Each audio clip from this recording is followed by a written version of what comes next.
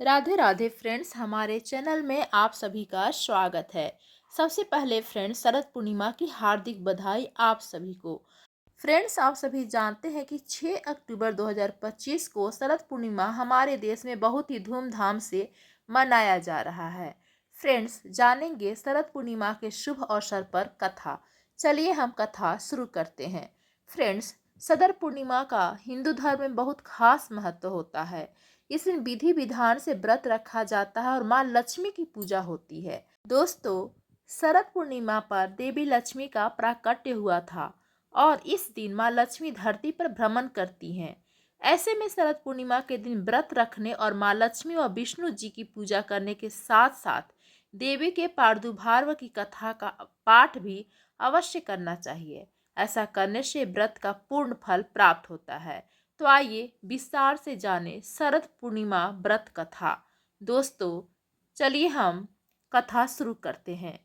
दोस्तों, भीष्म जी ने मुनि से कहा, मैंने तो ऐसा सुना था कि देवी लक्ष्मी क्षीर समुद्र से प्रकट हुई हैं, लेकिन आप ऐसा कैसे कह रहे हैं कि वो मृगु की पत्नी के गर्भ से उत्पन्न हुई हैं?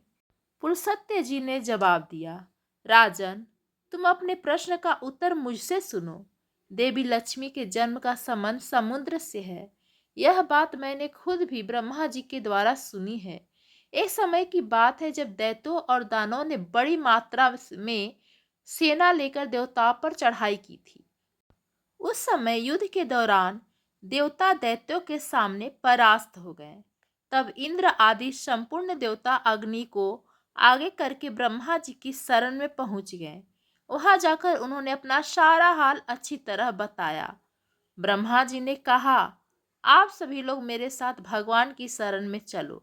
ऐसा कहने के बाद वे संपूर्ण देवताओं को अपने साथ लेकर क्षीर सागर के उत्तर तट पर पहुंच गए और भगवान वासुदेव को संबोधित करके कहा, विष्णु, शीघ्र ही उठ जाइए और इन देवताओं का कल्याण कीजिए। आपकी सहायता न मिल पाने के कारण दानव इन्हें बार बार परास्त करते हैं। ऐसा कहने पर कमल के समान नेत्र वाले भगवान अंतर्यामी पुरुषोत्तम ने देवताओं के शरीर को अपूर्वावस्था में देखकर कहा, देवगण, मैं तुम्हारे तेज की वृद्धि करूंगा। मैं जो उपाय बताता हूँ उसे आप लोग जरूर कीजिए। दैत्यों के साथ मिलकर समस्त प्रकार की औषधियाँ लेकर आओ और उन्हें क्षीर सागर में डाल दो। फिर मंदराचल को मथाने और वासुकी नाग को रस्सी बनाकर समुद्र का मंथन करते हुए उससे अमृत निकालना शुरू कर दो। इसमें मैं आप लोगों की सहायता करूंगा। समुद्र का मंथन करने पर जो अमृत बाहर आएगा, पान करने के पश्चात तुम लोग बलवान और अमर हो जाओगे। देवाधिदेव भगवान की बात सुनने के बाद संपूर्ण देवता दैत्यों के साथ संधि करके अमृत निकालने के यत्न में लग गए। देव, दानव और दैत्य सब मिलकर हर प्रकार की औषधियाँ लेकर आ गए और उन्हें क्षीर सागर में डालकर मंदराचल को मंथानी और वासुकी नाग को रस्सी बनाकर बड़े ही वेग से मंथन करने लगे। भगवान विष्णु की प्रेरणा से सभी देवता एक साथ रहकर वासुकी की पूंछ की ओर पहुंचे और दैत्यों को उन्होंने वासुकी के सिर की ओर भेज दिया। भीष्म जी वासुकी के मुख की सांस तथा विषाग्नि से सुलझने के कारण सभी दैत्य निस्तेज हो गए। क्षीर समुद्र के बीच में श्रेष्ठ भगवान ब्रह्मा तथा महातेजस्वी महादेव जी कच्छप रूपधारी श्री विष्णु की पीठ पर खड़े होकर अपनी भुजाओं से कमल की भांति मंदराचल को पकड़े हुए थे और स्वयं भगवान हरि कूर्म रूप धारण करके क्षीर सागर के अंदर देवताओं और दैत्यों के बीच में मौजूद थे। वे मंदराचल को अपनी पीठ पर लिए हुए डूबने से बचा रहे थे।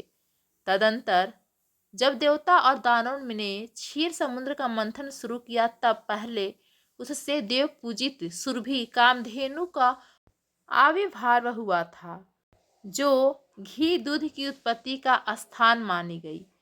तत्पश्चात वारुणी देवी प्रकट हुई, जिनके मदभरे नेत्र घूम रहे थे। वह पग पग पर लड़खड़ाती हुई चलती थी, जिसे अपवित्र मानकर देवताओं ने त्याग दिया। तब वह असुरों के पास गए, कहा, दानवों, मैं बल प्रदान करने वाली देवी हूँ, तुम मुझे ग्रहण कर लो। तब दैत्यों ने उसे ग्रहण कर लिया। फिर पुनः मंथन शुरू होने पर पारिजात यानी कि कल्प वृक्ष उत्पन्न हुआ, जो अपनी शोभा से देवताओं का आनंद बढ़ाने वाला था। तदंतर 60 करोड़ अप्सराएं प्रकट हुई। वे देवता और दानवों की समान रूप से भोग्या हैं। जो कोई भी पुण्य कर्म करने के बाद देवलोक में जाते हैं, उनका भी उन पर समान अधिकार रहता है। इसके बाद शीतल किरणों वाले चंद्रमा का प्रादुर्भाव हुआ, जो देवताओं को आनंद प्रदान करने वाले थे। उन्हें भगवान शंकर ने अपने लिए मांगते हुए कहा कि देवताओं, ये चंद्रमा मेरी जटाओं के आभूषण होंगे, अतः मैं इन्हें ले लेता हूँ। ब्रह्मा जी ने बहुत अच्छा कहते हुए शिव जी की बात का अनुमोदन किया। तत्पश्चात कालकूट नामक भयंकर विष प्रकट हुआ, जिससे देवता और दानव हर किसी को बहुत पीड़ा हुआ। तब शंकर जी खुद की इच्छा से उस विष को लेकर पी गए। इसी के कारण उनके कंठ में काला दाग पड़ गया। तभी से वे महेश्वर नीलकंठ कहलाने लगे। क्षीर सागर से निकले हुए विष का जो अंश पीने से बच गया था, उससे नागों ने ग्रहण कर लिया। तदंतर अपने हाथ में अमृत से भरा हुआ कमंडलू लिए धन्वंतरी जी प्रकट हुए। वे श्वेत वस्त्र धारण किए हुए थे। वैधराज के दर्शन से सभी का मन स्वस्थ और प्रसन्न हो उठा। इसके बाद उस समुद्र से उच्चैश्रवा घोड़ा और एरावत नाम का हाथी, ये दोनों क्रमशः प्रकट हुए थे। फिर क्षीर सागर से लक्ष्मी जी का प्रादुर्भाव हुआ, जो खिले हुए कमल पर विराजमान थी और हाथ में कमल धारण किए हुए थी। उनका प्रकाश चारों ओर फैल रहा था। उस समय महर्षियों ने श्री सूक्त का पाठ करते हुए बड़ी प्रसन्नता से उनका स्वागत किया। साक्षात क्षीर समुद्र ने प्रकट होकर लक्ष्मी जी को एक सुंदर माला भेंट में दी, जिसके कमल कभी भी मुरझाते नहीं थे। विश्वकर्मा जी ने उनके समस्त अंगों में आभूषण पहना दिए। स्नान के पश्चात दिव्य माला और दिव्य वस्त्र धारण करके जब देवी सभी प्रकार के आभूषणों से विभूषित हुई, तब इंद्र आदि देवता और विद्याधर आदि ने भी उन्हें प्राप्त करने की इच्छा जताई। तब ब्रह्मा जी ने भगवान विष्णु से कहा, वासुदेव जी, मेरे द्वारा दी हुई इन देवी लक्ष्मी को आप ही ग्रहण करें। देवताओं और दानवों को मैंने मना कर दिया है, वे इन्हें पाने की इच्छा नहीं रखेंगे। आपने जो स्थिरता पूर्वक इस समुद्र मंथन के कार्य को संपन्न किया है, इससे मैं बहुत संतुष्ट हूँ। ऐसा कहकर ब्रह्मा जी देवी लक्ष्मी से बोले, देवी, तुम भगवान केशव के पास चली जाओ। मेरे दिए हुए पति को पाकर अनंत वर्षों तक आनंद का उपभोग करो।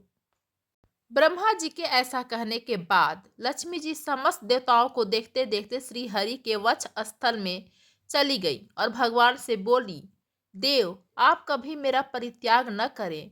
संपूर्ण जगत के प्रियतम, मैं सदा आपके आदेश का पालन करती हूँ। आपके वक्ष स्थल में निवास करूंगी। ऐसा कहकर लक्ष्मी देवी ने कृपापूर्ण दृष्टि से देवताओं की तरफ देखा, जिससे उन्हें बड़ी प्रसन्नता हुई। उधर दैत्यों को जब लक्ष्मी माता नहीं मिली, वे बहुत ज़्यादा दुखी हो गए। उन्होंने झपट कर धन्वंतरी के हाथ से अमृत का पात्र ले लिया। तब विष्णु जी ने माया से एक सुंदर स्त्री का रूप धारण करके दैत्यों को लुभाया और उनके निकट जाकर बोले, यह अमृत का कमंडलू मुझे दे दो। उस त्रिभुवन सुंदरी रूपवती स्त्री को देखकर दैत्यों का चित्त काम के वशीभूत हो गया। ऐसे में उन्होंने चुपचाप वह अमृत उस सुंदरी के हाथ में पकड़ा दिया और स्वयं उसका मुंह देखने लगे। दानवों से अमृत लेकर भगवान ने देवताओं को दे दिया और इंद्र आदि देवता तत्काल उस अमृत को पी गए। यह देख दैत्यगण अलग अलग प्रकार के अस्त्र शस्त्र और तलवारें हाथ में लेकर देवताओं पर टूट पड़े, लेकिन सभी देवता अमृत पीकर बलवान हो चुके थे। उन्होंने दैत्य सेना को परास्त किया। देवताओं की मार पड़ने के बाद दैत्यों ने भाग कर चारों दिशाओं में शरण ले ली और कितने ही पाताल में घुस गए। तब संपूर्ण देवता आनंद मग्न हो शंख चक्र और गदा धारण करने वाले भगवान विष्णु को प्रणाम करके स्वर्ग लोक में पहुंच गए। तभी से सूर्यदेव की प्रभा स्वच्छ हो गई और वे अपने मार्ग से चलने लगे। भगवान अग्निदेव भी मनोहर दीप्ति से युक्त हो प्रज्वलित होने लगे और सब प्राणियों का मन धर्म में संलग्न रहने लगा। भगवान विष्णु से सुरक्षित होने के बाद समस्त त्रिलोक की श्री संपन्न हो गई। उस समय समस्त लोकों को धारण करने वाले ब्रह्मा जी देवताओं से बोले, देवगण, मैंने तुम्हारी रक्षा के लिए भगवान विष्णु को तथा देवताओं के स्वामी उमापति महादेव को नियत किया है। वे दोनों तुम्हारे योगक्षेम का निर्वाह करेंगे। तुम सदैव उनकी उपासना करते रहो, क्योंकि वे तुम्हारा कल्याण करने वाले हैं। उपासना करने से दोनों महानुभाव हमारे तुम्हारे क्षेम के साधक और वरदायक होंगे। ऐसा कहकर भगवान ब्रह्मा जी अपने धाम को चले गए। उनके जाने के पश्चात इंद्र ने देवलोक की राह ले ली। तत्पश्चात श्री हरि और शिव जी भी अपने अपने धाम बैकुंठ एवं कैलाश में जा पहुंचे। तदंतर देवराज इंद्र तीनों लोकों की रक्षा करने लगे। महाभाग इस प्रकार लक्ष्मी जी क्षीर सागर से प्रकट हुई थी। तो दोस्तों, आप लोग को यह जानकारी कैसी लगी हमें कमेंट करके ज़रूर बताएं। धन्यवाद दोस्तों। जय माता दी फ्रेंड्स।